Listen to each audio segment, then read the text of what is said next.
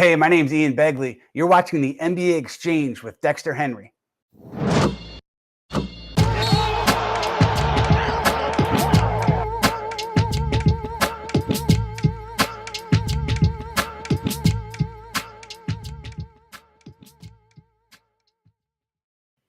What's up, everybody? Dexter Henry here for the Friday edition of the NBA Exchange. Just started a little bit later than we used to. Had a couple of technical difficulties, but we've got that squared and out of the way.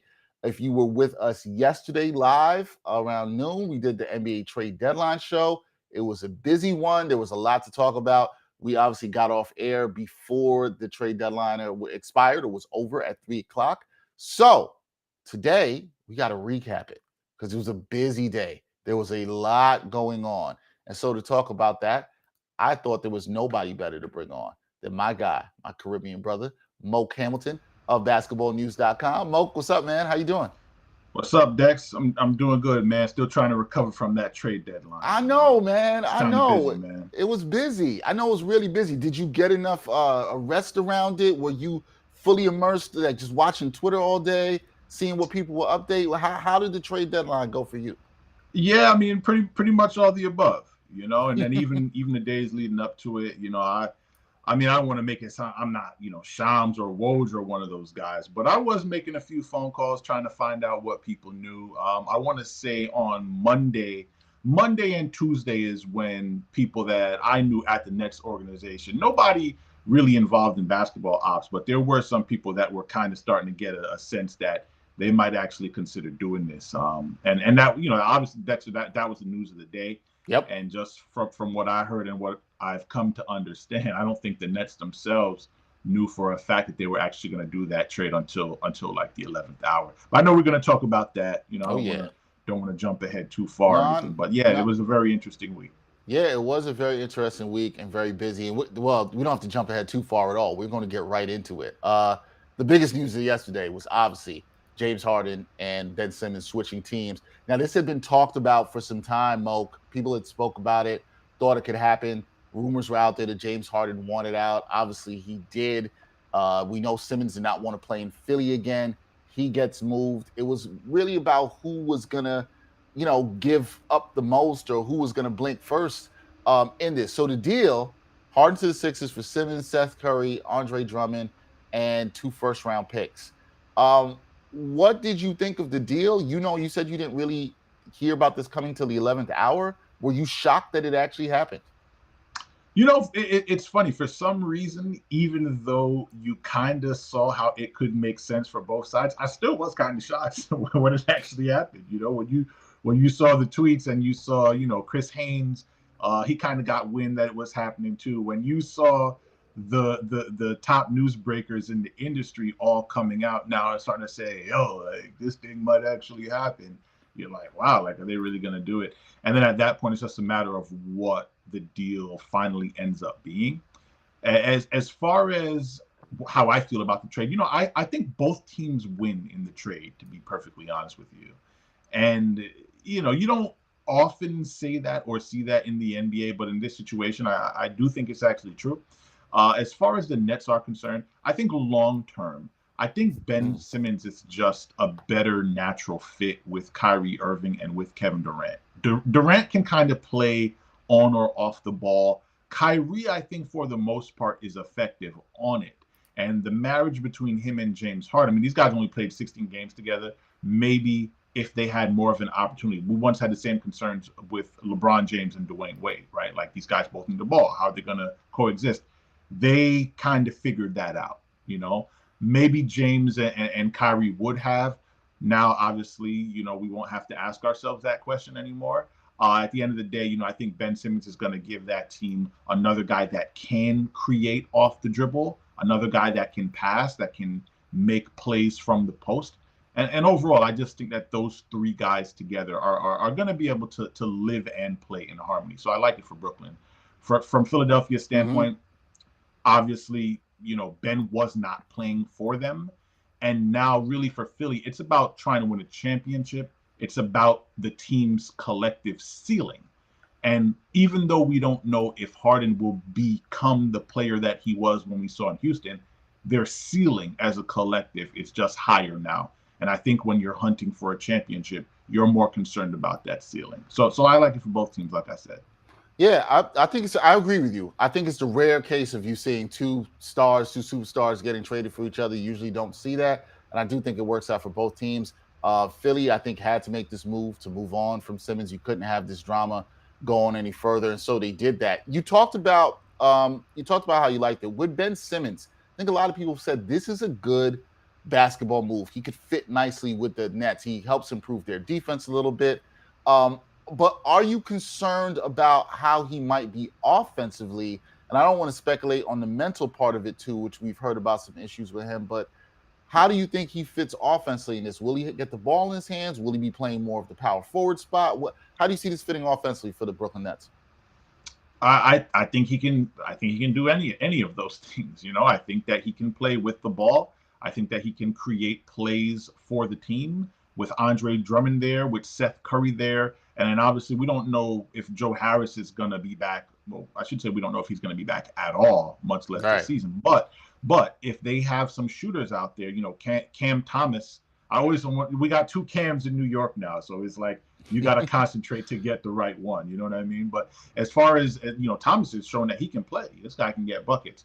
So, you know, at the end of the day, Dexter, basketball, I don't really think it's always just about, like, obviously these three guys, they need to close games together, so they do need to be able to play well together for 6-minute stretches at the end of games, but it's a 48-minute game. You know what I mean? Like, at the end of the day, to win a championship, you need to have a rotation that consists of 9 or 10 guys that can play well together, and Ben Simmons can probably play with any other combination of 4 guys on Steve Nash's roster and be a positive contributor in some way.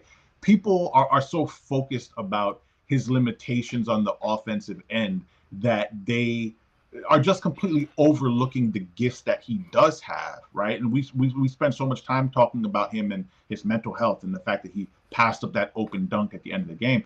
I mean, when you talk about a guy that can rebound the ball and get into the front court and deliver an assist for somebody, you know, there's maybe 10 guys in the league that can do that as well as Ben Simmons can. And I think when you have offensive weapons like Kyrie Irving and like Kevin Durant, it's going to pay dividends. It all has to come together. That's the head coach's job. But I think, you know, whether it be Steve Nash or you know, somebody else, and I'm not trying to break no news, but I'm just saying, whether it be Steve Nash or somebody else, they're going to be able to figure out how to make it all work.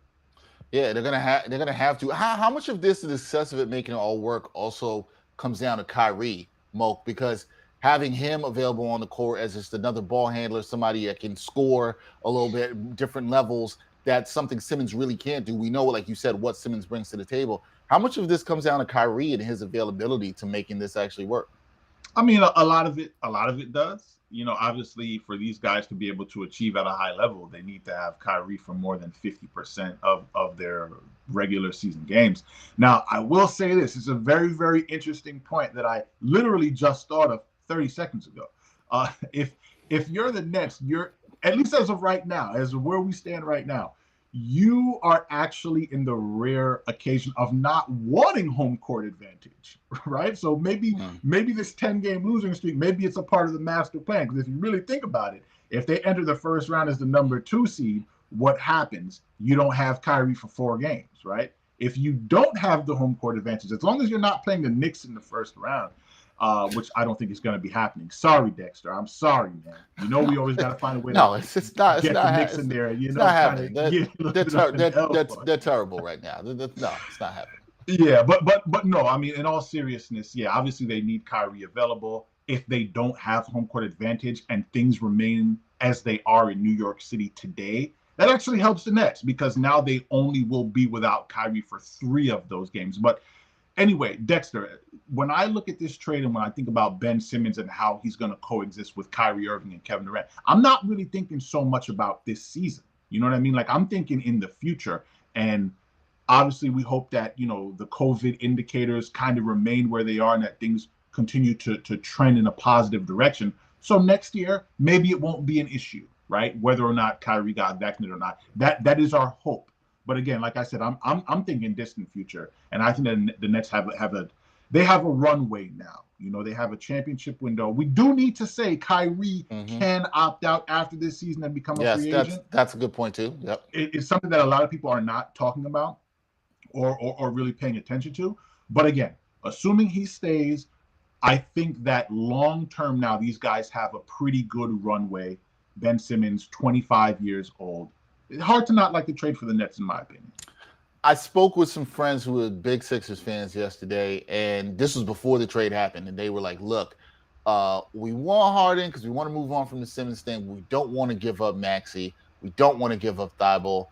The Sixers didn't have to give up either. But like I said, they gave up Seth Curry. They gave up Andre Drummond. They gave up draft picks.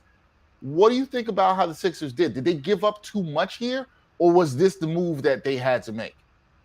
I think it's the move they had to make if they wanted James Harden specifically. Could they have traded Ben Simmons and found a way to get Tyrese Halliburton for themselves? Maybe they could have. Could they have found a way to get Domantas Sabonis? Maybe they could have.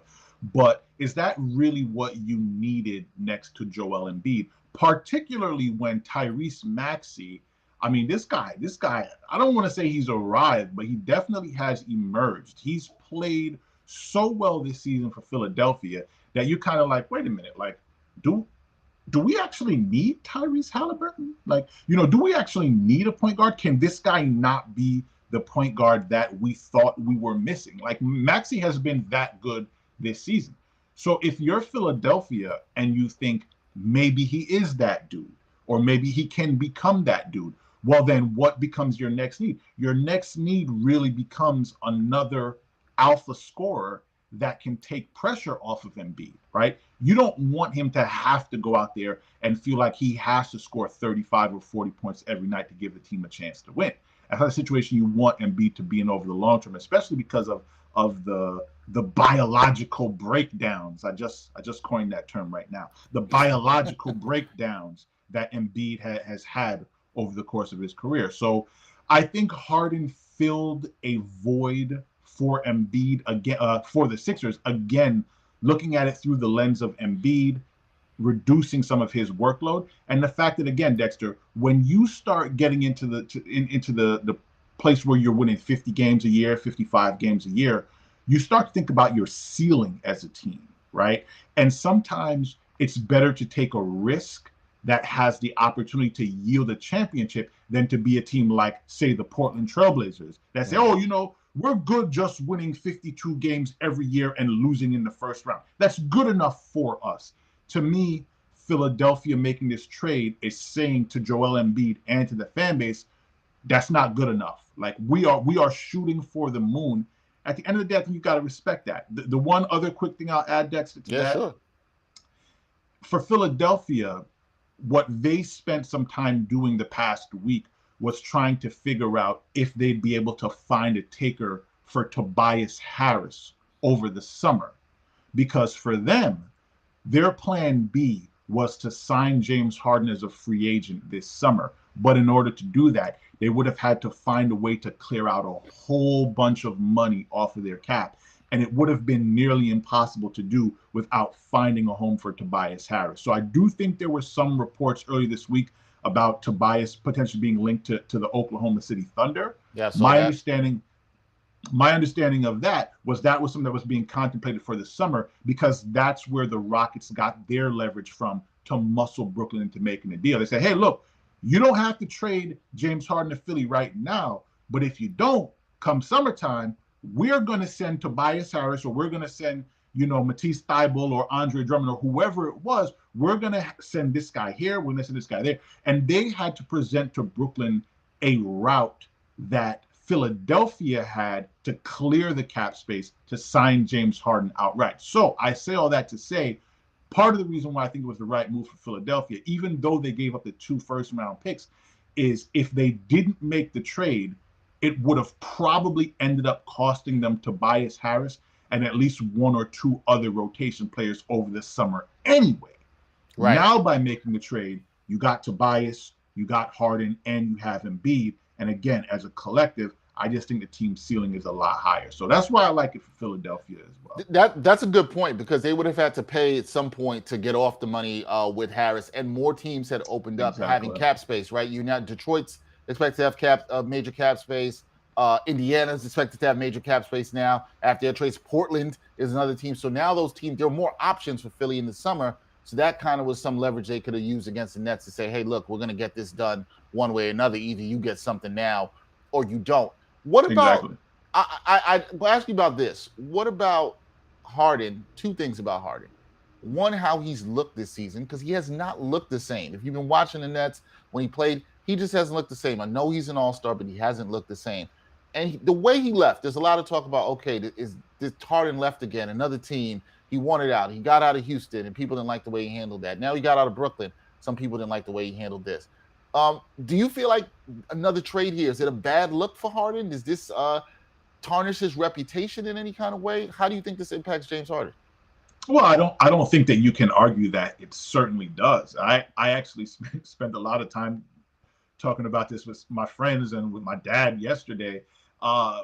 Whether true or not, or whether fair or not, we don't know what exactly it was that made James Harden decide that he wanted out of Brooklyn. But Dexter, he was there for 13 months.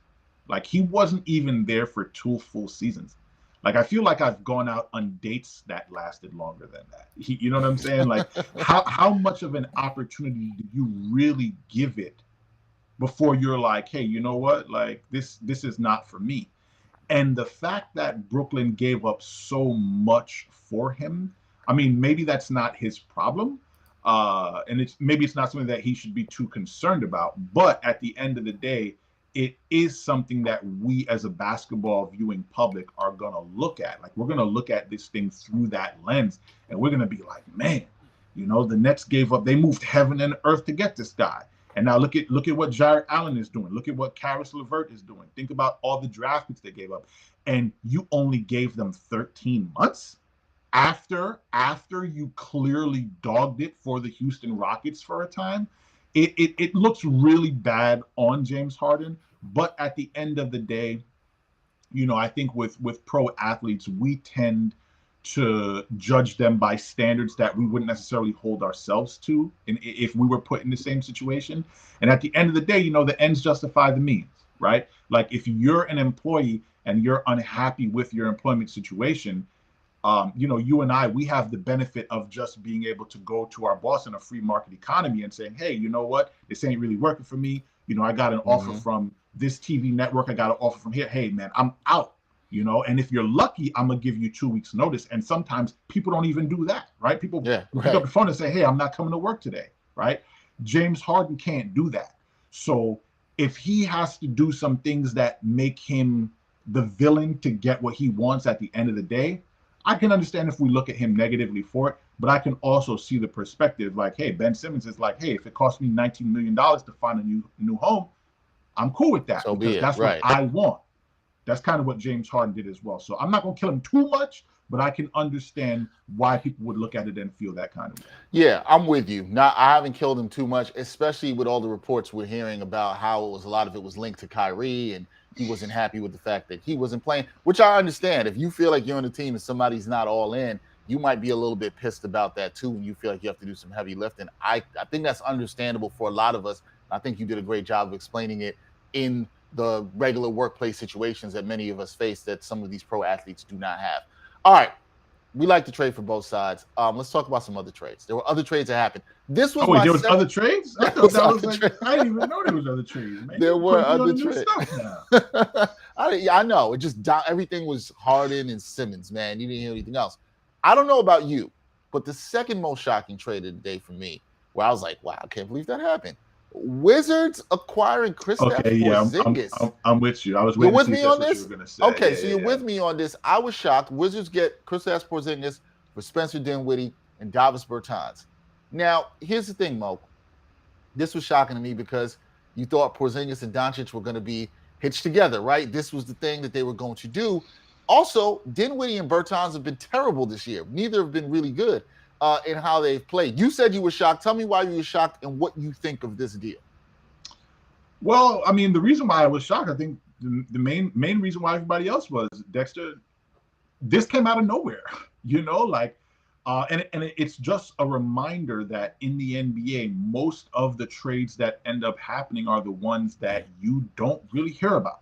This is something that we didn't hear about. It kind of came out of nowhere, even though we'd heard that Porzingis and Doncic, there were things to be desired there as far as that relationship was concerned. Obviously, Porzingis, the Mavericks invested a lot of money in him, but he is one of those players in the NBA that never met an injury he didn't like. He was like, oh, sprained ankle? Sure.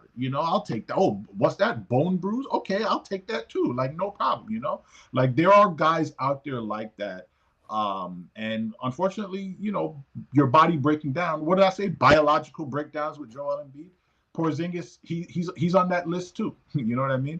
But anyway, and then as far as Dinwiddie is concerned, there were some reports there that things weren't really working out in DC for him, and that, he himself made a really interesting comment a few weeks ago saying that something like, people around here, like he wore out his welcome because he was too outspoken or whatever he said, not direct quotes. But the point is, we knew that there were issues with each of these two, but I think really what it was is the trade doesn't really make that much sense for either team from a basketball standpoint, in my opinion. Maybe it makes more sense for the Wizards, but when you think about the emergence of Kyle Kuzma and what he's shown this season, the Wizards also moved on from Montrezl Harrell too, which was also interesting. But Bradley Beal shutting it down for the rest of the season, at that point, I would kind of think, I shouldn't say shutting it down, I'm sorry, Bradley Beal having surgery, which ended his season. If you're Washington now, you're thinking about the lottery, right? Getting Porzingis in there and giving minutes to Porzingis, it's going to help you win games. So the question then becomes, okay, are you building around Porzingis now with Kyle Kuzma? Are you hoping to keep Bradley Beal there? There's just so many questions about what that team is going to look like and what they're going to become in the future, and whether or not Porzingis, who still has a couple of years and a lot of dollars attached to him, whether he fits there long term. It kind of looks like they just traded one problem for the other, DC and Dallas. Because in Dallas now, Jalen Brunson, who has opened a lot of eyes this season. Oh, yeah. He's coming up on restricted free agency. And the question is, well, how does Spencer Dinwiddie fit in there long term with that team, And if they held on until the summertime, could they have found another taker, both Dallas and DC? You know what I mean? Like, they both had issues that they wanted to get rid of, and they traded them to one another. But I don't know that either of those players solves an issue for either one of those teams. So that's why I was really curious for me. Which is interesting, right? Because maybe that's what it tells you, is that they just wanted to get off of these problems so badly. Like, in a way, that's how I look at it, right? Like, Dallas just wanted to get off of Porzingis so bad. They're like, this isn't working. And the same for the Wizards. They were like, Bertans has not been what we thought since we signed him 2 off seasons ago. Dinwiddie doesn't seem to be fitting in here. Yeah, I'm not sure. And you brought up, it brings up a lot of questions for these teams. I'm not sure what the next moves are. Exactly. Where are they going? Where are they going for this? Right. Like, and one thing with Dallas, like, I think you could at least see with the Wizards, they might want to pair Beal and Porzingis if Beal stays. And extends. That would be interesting. But with Dallas, it's like, okay, you've got Luka, you got some secondary ball handlers, but you don't got much there. I really don't know what they're doing there. They're hitting the reset button clearly, but we'll see. It'll be interesting. The Celtics, they did a couple of moves yesterday. They sent Dennis Schroeder to the Rockets in a 4-player deal. This was kind of expected. You're shaking your head. This was kind of expected because we knew the Celtics couldn't hang on to Schroeder. They weren't going to be able to re-sign him next year. What do you think about what the Celtics did yesterday? I know they also got Derek White from the Spurs. What do you think about what they did? You're shaking your head. So do you think this is not good enough, or much to do about nothing with the Celtics?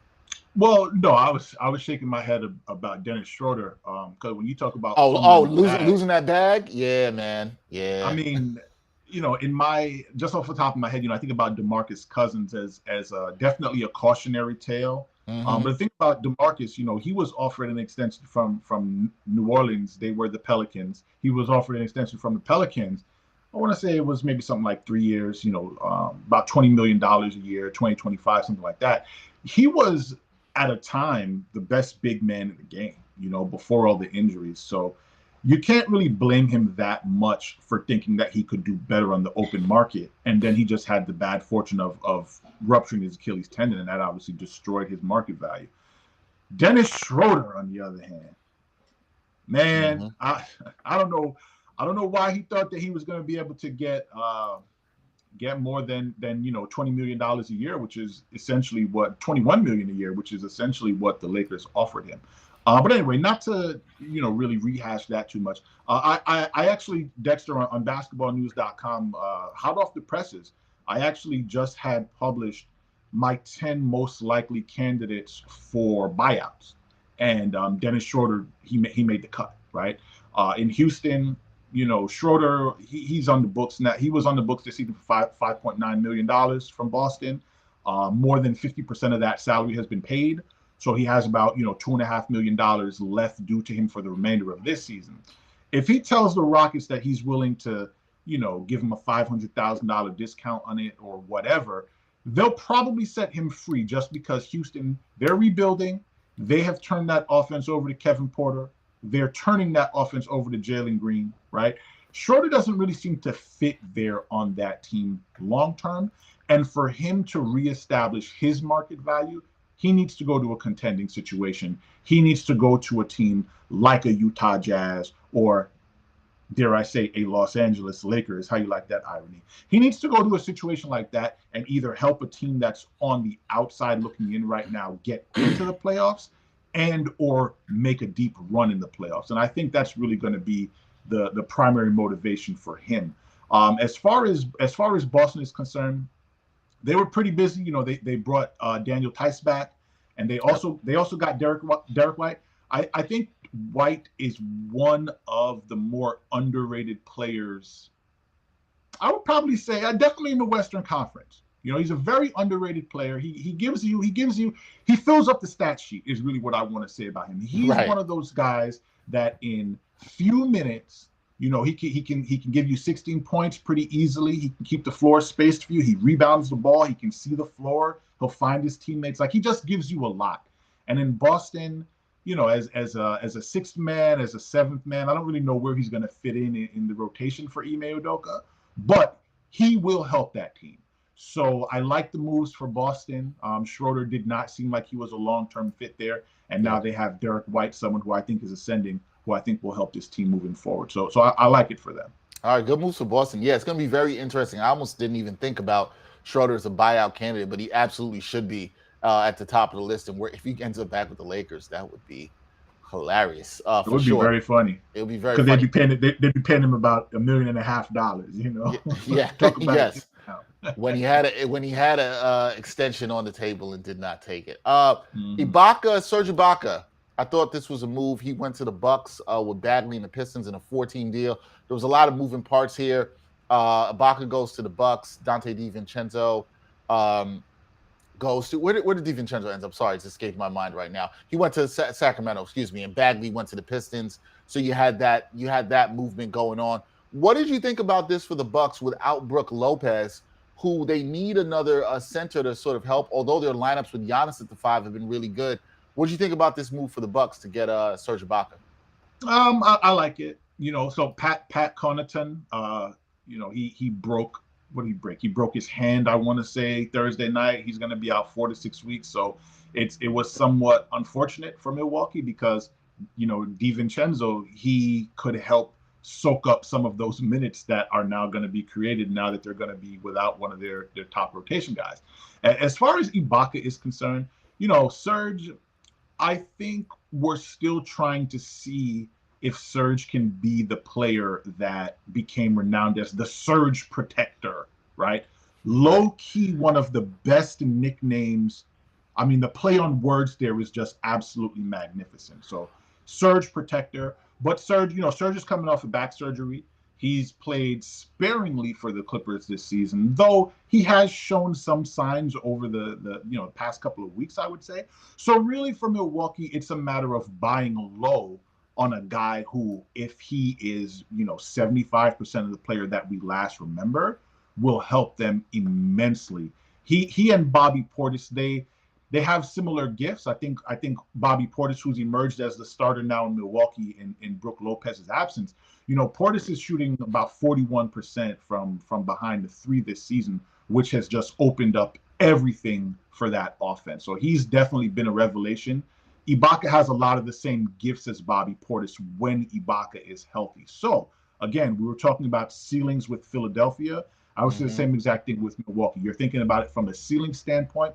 For the relatively low cost of DiVincenzo, he himself missed he's been out for a really long time. He just recently came back to the lineup after going down in the playoffs for that team. So they basically got through the first half of the season without him anyway. Grayson Allen emerging there as a key member of their rotation. DiVincenzo was kind of a spare part that they end up flipping for Ibaka, who again, if he can be what he was, he's going to fill a bigger need for that team than DiVincenzo was, at least at the time they made that trade. So I like the trade for Milwaukee. It makes them much, much stronger. And I think right now they're still my favorite in the Eastern Conference, even after a deadline day that saw a flurry of moves made. I think Milwaukee got stronger. I think that's fair to say about Milwaukee. Another small deal, but could have some impact. I thought Thaddeus Young would have gone someplace else, but the Raptors acquired Thaddeus Young from the Spurs. They sent Dragic out with his $19.5 million expiring contract. He's the top buyout candidate. I assume you wrote about him too. He's one of the top buyout candidates. He made the cut. He made the cut. Yeah. Okay, he made the cut. Some people reporting Dallas could be the favorite to sign him, although I'm like, damn, they need another ball handler. But that was before they got Spencer Dinwiddie. So that would be interesting. What did you think about this deal for the Raptors? They get a veteran presence, a guy who adds some length. What did you think about this for them? They've really impressed in the Eastern Conference this season. Yeah, I mean, I feel similarly about this as I feel, I guess, about the Ben Simmons trade and even about the Bucks trade. We're just talking about Dante DiVincenzo. Thaddeus Young, he and the Spurs organization, like, they're just in different places, And Thad Young, actually, for basketballnews.com earlier this season, our Alex Kennedy had an exclusive interview with Thad Young, so I encourage you guys to go check it out.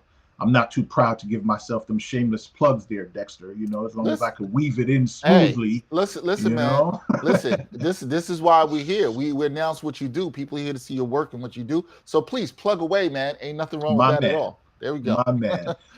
No, but as far as, Thad is concerned, earlier this season, he himself, he pretty much said that San Antonio was just not an ideal situation for him.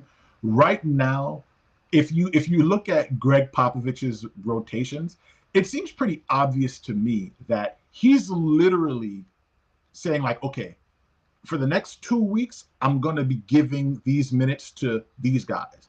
And now for these 2 weeks, I'm going to be giving it to these guys. His rotations and the guys that are getting plays called for them and the guys that are getting the on-ball repetitions and opportunities, it's changing because in San Antonio, they're literally trying to figure out, aside from Dejounte Murray, they're trying to figure out what they have. They're trying to figure out who they can build around and who are going to be the pieces that will actually help them get back into the playoffs at some point. And Thaddeus Young just did not fit in with that situation. And everybody knew it. And it was really just a matter of time before either he was bought out or he himself was traded. Obviously, he was traded. Obviously, now he's landing in Toronto. In Toronto, Dragic was acquired from those. He was acquired by the Raptors in the sign and trade that sent Kyle Lowry to Miami. And since Goran landed in Toronto, everybody knew that he had no future there. He's played sparingly for them this season at best. And it was just a matter of, again, are we going to trade this guy at the deadline and get something in return for him? Or are we just going to buy him out, let him go about his business, and let him go sign with his buddy and his countryman in Luka Doncic in Dallas? So, it wasn't really a surprise at all. Like, both teams needed to make this move for different reasons. San Antonio obviously gets a couple of assets for their trouble in the whole situation, and Toronto gets another front court player to help them, insurance more or less in case Pascal Siakam or one of their other guys in the front line goes down for an extended period of time. But even if not, Thad Young is a proven pro, someone who's going to impact the game for you, and someone that will make the most out of the 15 to 20 minutes that he's given a night. So I like the trade for both teams. I'm happy for both Thaddeus Young and Goran. I think both of them needed to change. And now, again, as you said, Dexter, I would think that Dragic is going to end up getting bought out. And, I think that there will be at least 3 or 4 teams that will be interested in him, a veteran point guard who's had success in the playoffs, who in those tough moments can get you through, a 4 or 5 minute stretch where you need some buckets and, need some astute play calling. So I think it's a good trade for both teams. Yeah, I do too. I think it's a good one. Let's talk about some teams who didn't make deals. There were no deals for the teams, 2 of the biggest teams in the league in the biggest markets, the Lakers and the Knicks. I saw the smirk on your face as soon as you said teams that did. I saw the smirk and I'm like, oh, he knows that I'm coming for him now. Well, coming for me, that makes you. Did you think that I wanted the Knicks to make a deal here? Is that what you're thinking? Come on, man. Everybody wanted the Knicks to make a deal. Everybody wanted something to happen in New York, man. Everybody wants that. And I was of the thought of, if you could, where they are right now, if you could unload some of these veterans. Let's make a couple things clear. The Knicks had more. The Knicks had serious more, now. The Knicks, the Lakers. The Lakers. Let's go with the Lakers first. The Lakers had no ability to really make much moves, right? They really don't have a lot that's desirable there. Maybe THT, maybe their 2027 first round pick. The Knicks could have made some moves, I think, for the right price if they could have got off some veterans. Maybe Alec Burks. I'm surprised they weren't able to trade him, or nobody wanted him. I thought he was a perfect fit to go back to Utah. And maybe they took Joe Ingles' expiring contract and a pick, whatever. The Knicks, New Orleans, there were some guys I think the Knicks could have sold off, but I don't know if there was anybody out there the Knicks could have acquired that would have turned their season around. I don't think that was happening, right? Mm-hmm. So for me, I was fine. They made a small move before the deadline with Cam Reddish. I think we talked about that the last time you were here. Or it was after that. They made a small move for getting Cam Reddish. Thought that was fine. Now the thing is, are you going to play Cam Reddish? That's really the real question here. I wasn't as stunned as neither of these teams making moves. Some people. Were you shocked or were you bothered? Do you think the Knicks should have made moves? I mean, you said everybody in New York was expecting it, but what did you think, Paul? I was disappointed. I think that's probably the most fair way to characterize it. I was disappointed for both the Lakers and the Knicks, and part of the reason why is because it's funny that these teams they're in very similar situations. They both came into the season with pretty high hopes and expectations, and the Lakers obviously with all the star power, but. Dexter, when you're the Knicks and you're the 4th seed and you come into the season with Kemba Walker with the homecoming, and the big acquisition of Evan Fournier, the expectations were there for them to at least be a playoff team. I wouldn't say that I expected them to be the 4th seed again, but I didn't think that they would be 12th. I didn't think that they would not make the play-in. So when you enter deadline day 24 and 31 and you have such a disappointing first half of the season, quote unquote half, you kind of want to do something. At the same time, though, I do agree, and I can appreciate that, am I going to attach a first round pick to Alec Burks? Of course, there's no way that I would do something like that because Alec Burks is a good player. He's someone that you literally just wouldn't mind moving out so that you can clear some rotation space for some of your younger guys like Emmanuel Quickley or Quentin Grimes or Cam Reddish. So I'm with you there. I think, and as far as the Lakers are concerned, I basically feel the same way. There was a report out there that the Lakers could have traded Russell Westbrook for John Wall if they attached their first round pick.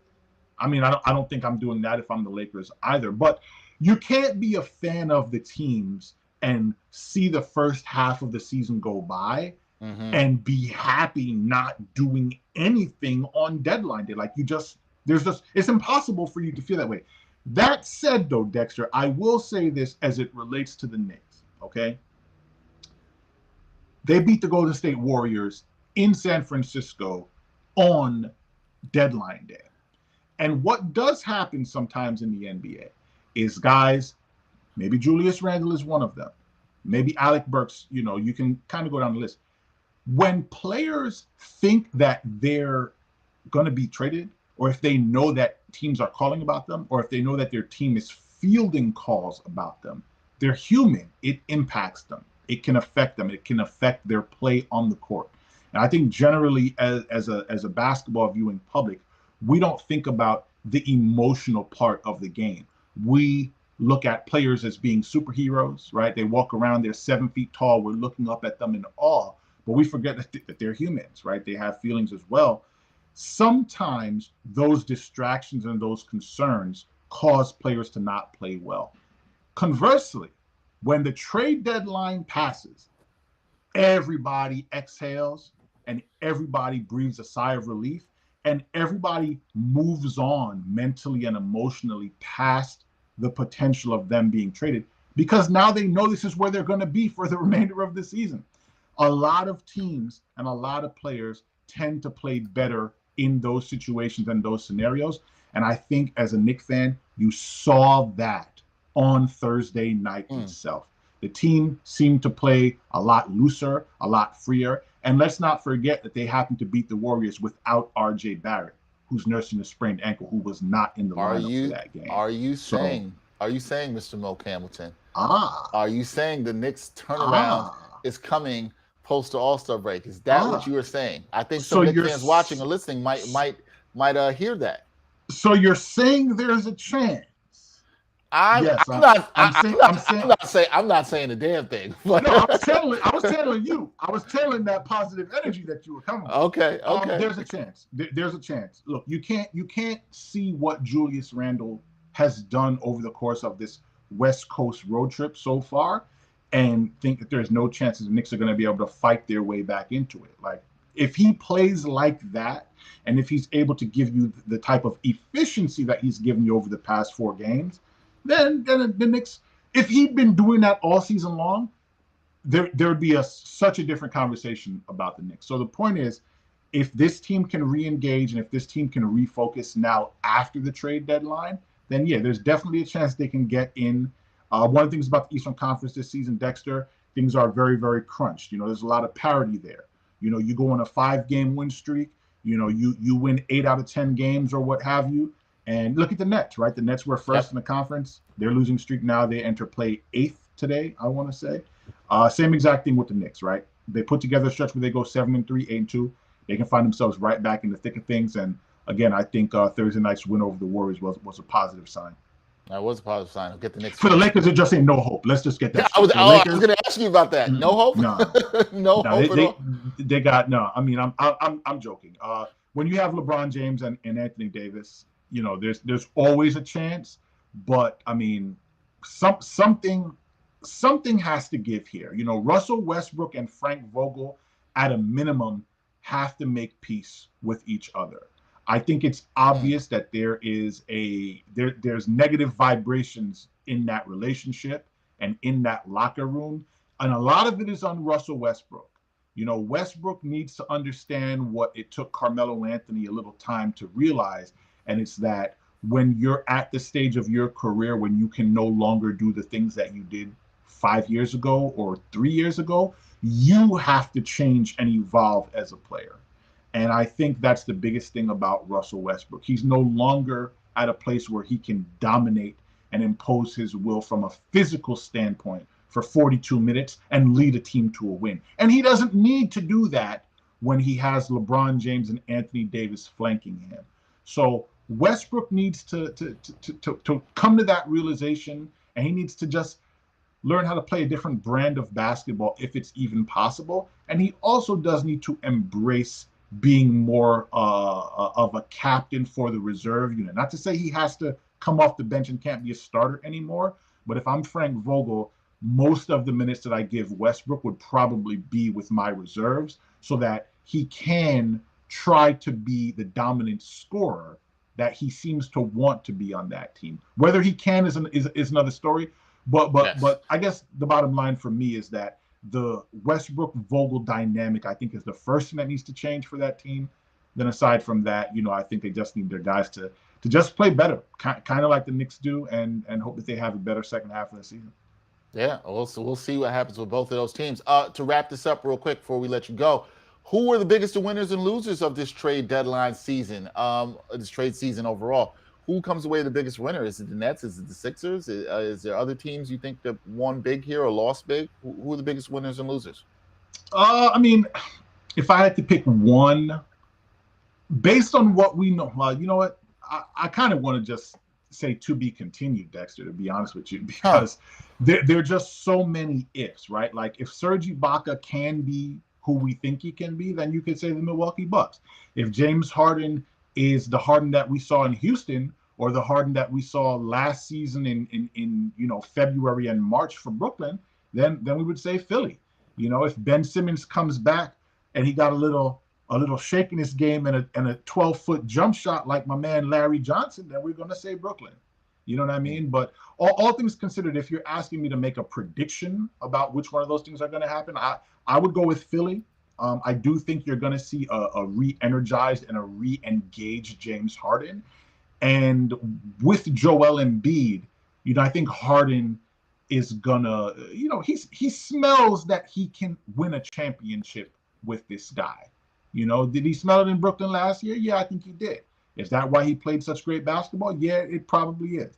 The hamstring, how serious of an issue that continues to be for him. Obviously, it's going to play a major role in how far the Sixers are able to go. But they gave up Ben Simmons, who wasn't playing for them. They come away with James Harden. I think it's hard to argue that Philly is not the biggest winner. I would say that the Nets are second. Okay, I can rock with that. Philly and the Nets, they made the trade for each other. Biggest winners and losers of the trade deadline. It was an exciting trade deadline. You need to get some rest. I need to get some rest. It was a busy one, but you know what? We're going to be busy when it comes to the end of the season and free agency. We're going to be doing this again. I'm looking forward to it, man. You're looking forward to it? All right. I'm looking forward to it, too. It's what we do, man. I'm honored to get the callbacks from you, brother. I told you, man. You are now up in the leaderboard of appearances on the show. You were the first guest, so you have a very distinct honor. And now you've moved up. I believe this is your third time on the show. I believe you are tied for the all-time lead in appearances on the NBA Exchange. Look at that. Well, take that, Ian Begley. Take that, Howard Beck. How you like them? Ian and Howard have actually only been on here one time. So those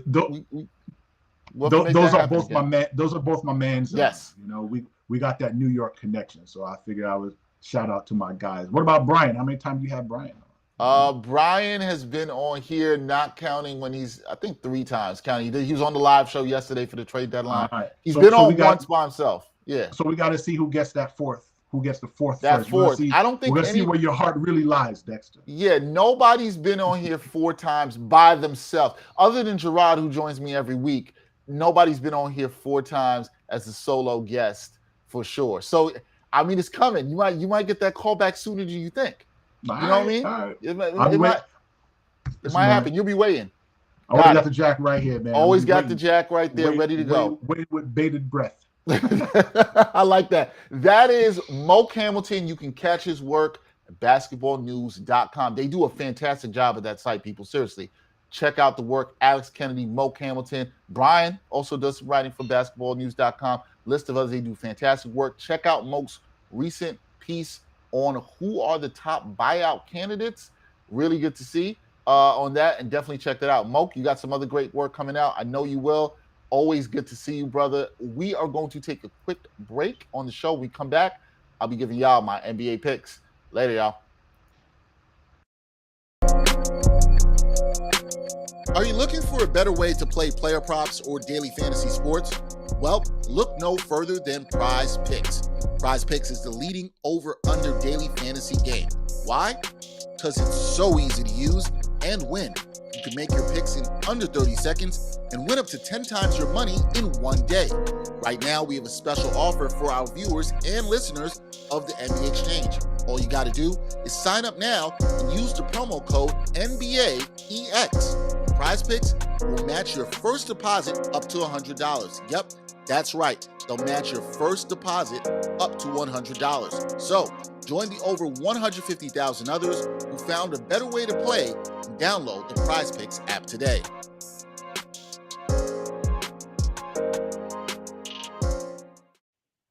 That's right. Use Prize Picks. That's our partners. Use that NBA promo code NBAEX. They said put your first deposit down. That match up to $100. We're going to be talking some more Prize Picks and giving you some great props on the show coming up in the next couple of weeks. We'll be talking a little about that. I'll be trying to give you guys my prop of the day, over under the day, things you should look at for that. So we'll be doing that a little bit more. But this is the time of the show where we close and we talk about NBA picks.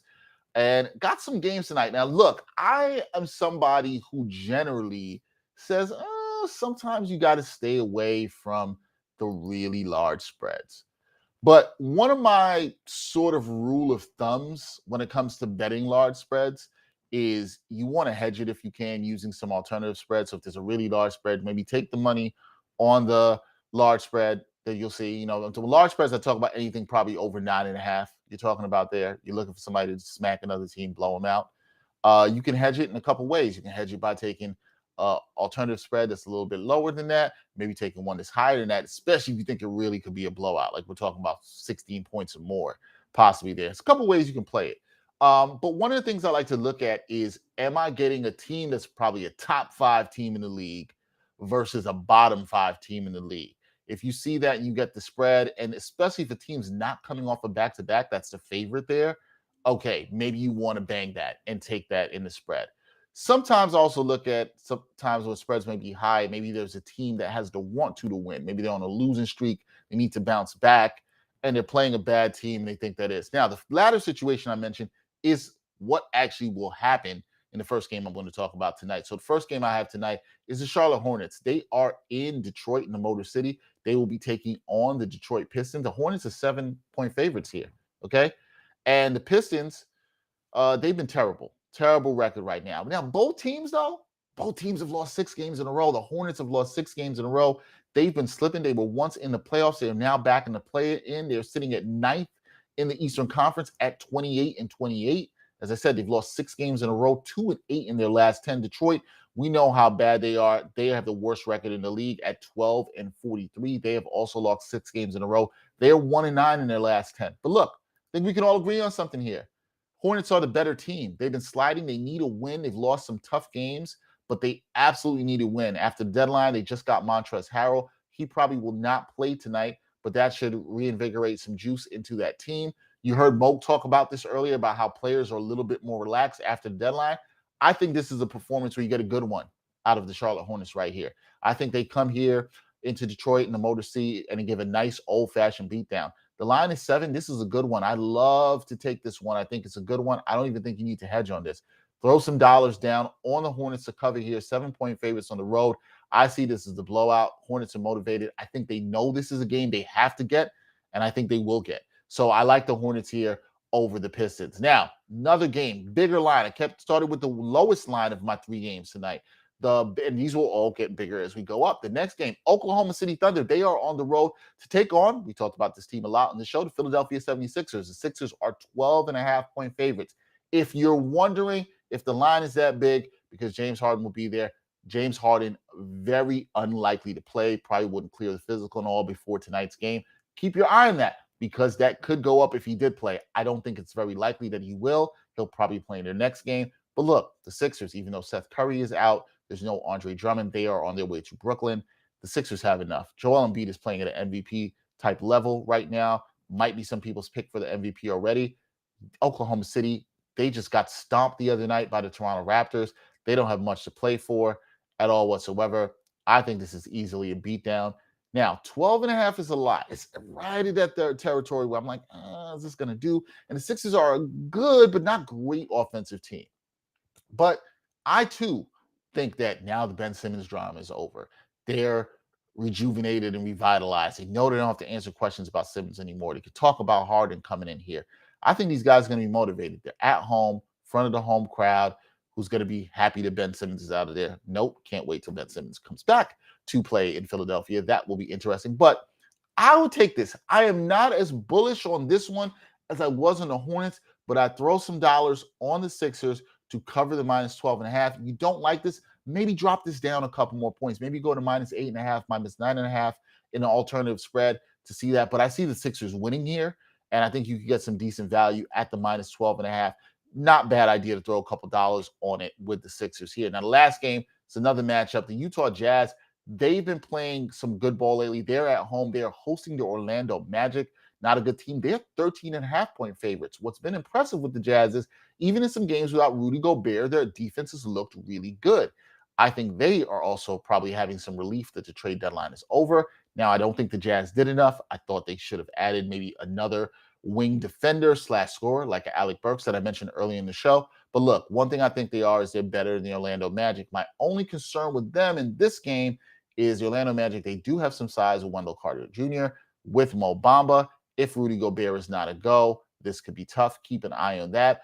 But the Jazz have been playing well and confidently, and I think they will come out at home again and have another strong showing against the Orlando Magic. This is one I wouldn't go too hard on, but I'd throw a couple dollars. Minus 13.5. Again, that's a pretty big number. But this is a Jazz team that we know can space the ball. They can shoot. Orlando Magic are one of the worst teams on offense in the league. So you don't expect them to be able to score as much, especially playing in Utah, a very tough place to play. Give me the Jazz to cover against the Magic, 13.5 points. Again, this is another one I'll caution too. If you think the 13.5 is too rich for you, a little bit too high, you don't think they'll cover, you're a little bit nervous about what may happen at the end of the game, drop it down. Look for that alternative spread, maybe get down to about 9.5, 10.5 points, still get some decent value, throw some dollars down in there and win yourself some money. So I love to pick the Hornets over the Pistons. That's my lock of the night. Give me the Hornets over the Pistons on the road, -7. I think that's a fantastic pick.